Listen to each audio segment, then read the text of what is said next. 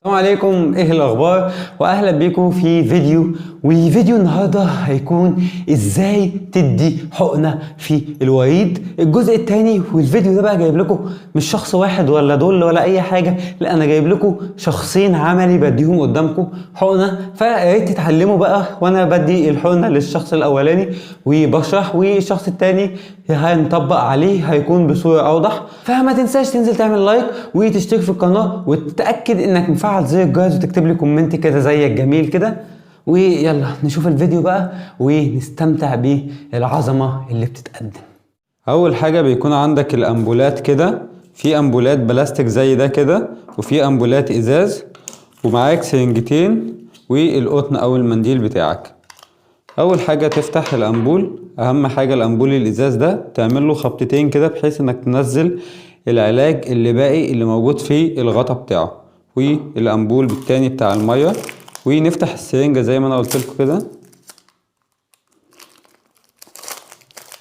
نكسر الامبول ده بالكيسه بتاعت السرنجه او بالقطنه، بس عشان الامبول ده لو اتكسر او اتفرفت دي حاده جدا ودي كمان حاده جدا، ما يقطعش وتر او يقطع حاجه في الاعصاب. ونفتح امبول الميه، اتفتح كده، ونبدأ ناخد بقى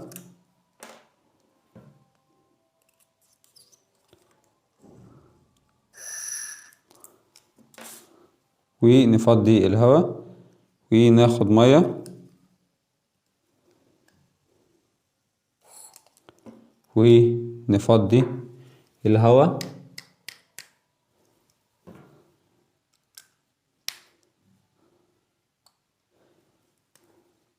ونغير السن بالسن الأطفال اللي معانا اللي لونه موف، ونخلي الشطفة بتاعة السن لتحت كده، يعني الفتحة دي هتبقى لفوق كده.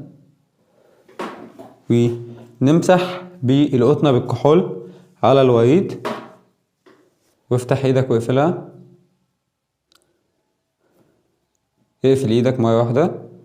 هنمسح زي ما انت شفتوا ما شاء الله الوريد اهو زي ما احنا قلنا، هنسحبه كده سحبة ومن تحت، وانا ماسك السرنجة كده على طول هدخل في الوريد كده واخليه يشيل ايده، سيب ايدك، واحط صبعي كده على السن من هنا واسحب. زي ما انتم شايفين السرنجة بقى لونها احمر، ده نتيجة الدم. وابدأ ادي العلاج واحدة واحدة خالص، بطيء جدا، واسأله هل حاسس بألم، هل حاسس بحرقان، وهو مش هيكون حاسس بحاجة لو هي متركبة صح.